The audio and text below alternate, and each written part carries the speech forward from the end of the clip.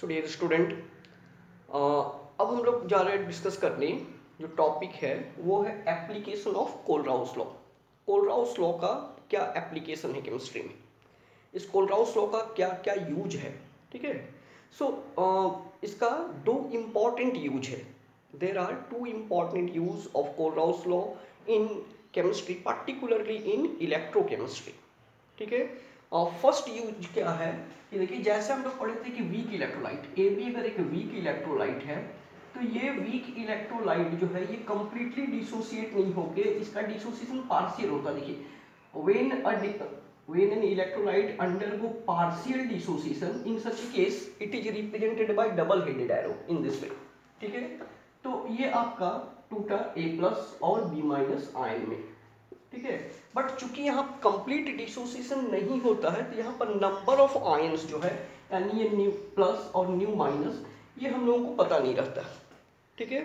तो इस तरह से तो इसका, जबकि कोलराउस लॉ के अनुसार क्या था कि मोलर कंडक्टिविटी, ठीक है, वीक इलेक्ट्रोलाइट का एट इनफाइनाइट डाइल्यूशन, यहाँ इनफाइनाइट का साइन दे दिए, ये तभी पता किया जा सकता है जब उसका दोनों आयनिक कंडक्टिविटी पता हो, मतलब positive ion A plus plus ये आपका B माइनस, ये नंबर ऑफ आयंस का पता होना चाहिए। नंबर ऑफ आयंस यहाँ ये प्लस ये B माइनस।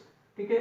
लेकिन चूंकि वीक इलेक्ट्रोलाइट है तो ये जो है नंबर ऑफ आयंस हम लोग को पता नहीं चल पाता है in case of weak electrolyte. ये प्रॉब्लम आता है वीक इलेक्ट्रोलाइट के साथ, चूंकि number of ions no it cannot be determined, it cannot be find out, so we can say that molar conductivity, ये molar conductivity जो है तो वीक इलेक्ट्रोलाइट के लिए हम लोग कैलकुलेट नहीं कर सकते इन बाय अदर मेथड, किसी दूसरे मेथड से पॉसिबल नहीं है। ठीक है। क्योंकि ये आपका तब ये मोलर कंडक्टिविटी निकाला जा सकता है किस लॉ को यूज करके, कोलराउस लॉ। ठीक है। तो कोलराउस लॉ को यूज करके हम लोग मोलर कंडक्टिविटी निकाल सकते हैं। यानी फर्स्ट जो आपका एप्लीकेशन है वो ये है कि molar conductivity of weak electrolyte can be calculated by using Kohlrausch law which can not be otherwise calculated. So first application है molar conductivity of an weak electrolyte, molar conductivity, ठीक है, molar conductivity that is lambda m of a weak electrolyte, a weak electrolyte, एक weak electrolyte का molar conductivity जो है electrolyte can B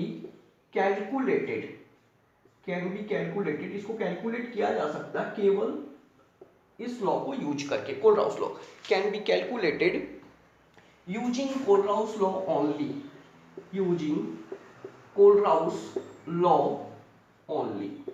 यही एक law है जिससे हम लोग इनडायरेक्टली इसको कैलकुलेट कर सकते हैं। वो हम लोग बाद में देखेंगे न्यूमेरिकल्स में कि how this molar conductivity of weak electrolyte can be calculated by using Kohlrausch law which can not be calculated otherwise by any other method.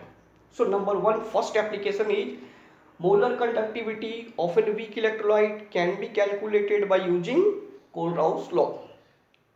Next is your second application. See, second application is alpha. Alpha is equal to lambda m c divided by lambda m infinity। ठीक है। ये एक formula, पहले formula देखिए, हम explain करते हैं क्या है ये। ठीक है। एक्सप्लेन करूंगा आपको, ये बताऊंगा। अल्फा जो है, alpha here, alpha is called degree of dissociation, degree of dissociation. ठीक है। डिग्री ऑफ डिसोसिएशन जो आप सिंपल लैंग्वेज में कर सकते हैं कि आयंस जो है कितना टूट रहा है, उसका एक्सटेंट क्या है, आयंस इलेक्ट्रोलाइट का आयंस में टूटने का एक्सटेंट क्या है, up to which extent it is splitting into ion in the aqueous solution, that represent alpha। so alpha is called degree of dissociation। अब degree of dissociation का फॉर्मूला देखिए, lambda m c, c represent करता है किसी particular concentration पे। मान लीजिए concentration आपको पता है कि 0.01 m है, ये है कंसंट्रेशन, तो ये हो गया आपका क्या, लैम्डा c, एक गिवन कंसंट्रेशन पे मोलर कंडक्टिविटी। इसको हम लोग ऐसे पढ़ सकते हैं, molar conductivity eight concentration C। किसी गिवन कंडीशन पर अगर आपको पता भी है तो भी आप कैलकुलेट नहीं कर सकते, क्योंकि डिग्री ऑफ डिसोसिएशन जो होता है ये it is the ratio of molar conductivity at given concentration divided by molar conductivity at infinite dilution, ये इनफाइनाइट डाइल्यूशन, ठीक है, molar conductivity at infinite dilution. अभी हम लोग क्या देखें कि molar conductivity in infinite dilution it can not be calculated bye any other method, only by using Kohlrausch law it can be calculated. तो चूंकि इसको हम लोग कैलकुलेट नहीं कर सकते हैं, ठीक है, बिना कोलराउस लॉ को यूज किए, इसका मतलब है तब अल्फा कैलकुलेट नहीं होगा। अल्फा मीन्स क्या, degree of dissociation. So this is the second application. So second application we can say, second application है कि degree of dissociation alpha for weak electrolyte can be calculated. Degree of dissociation, degree of dissociation यानी extent to which and weak electrolyte is splitting into ion. So degree of dissociation can, bracket में आप लिख दीजिए इसको, alpha से represent करते हैं, alpha can be calculated, can be calculated by using Kohlrausch law, bye using Kohlrausch law, ठीक है। फिर नीचे फॉर्मूला लिख देंगे कि अल्फा इक्वल टू होता है लैम्डा एम सी, किसी पार्टिकुलर कंसंट्रेशन में, गिवन कंसंट्रेशन में molar conductivity divided by molar conductivity at infinite dilution. Clear. अब इनफाइनाइट डाइल्यूशन हम लोग केवल निकाल सकते हैं कोलराउस लॉ से। तो इसका मतलब ये दो इंपॉर्टेंट एप्लीकेशन हो गया कोलराउस लॉ का इन इलेक्ट्रोकेमिस्ट्री। फर्स्ट क्या है कि मोलर कंडक्टिविटी स्ट्रॉन्ग इलेक्ट्रोलाइट के केस में प्रॉब्लम इसलिए नहीं होता क्योंकि नंबर ऑफ आयंस जो है, हम लोग ये पढ़े कि it strong electrolytes are those which dissociate completely into ions. तो जितना हम इलेक्ट्रोलाइट लेंगे वो पूरा का पूरा आयंस में टूट जाएगा। Means in case of strong electrolytes number of ions हम लोग को पता रहता है, बट वीक इलेक्ट्रोलाइट के केस में since it is partially dissociated, ठीक है, ये कंप्लीट डिसोसिएशन इसका नहीं हो पाता है, तो कितना नंबर ऑफ आयंस बना ये पता नहीं चल पाता। क्लियर है।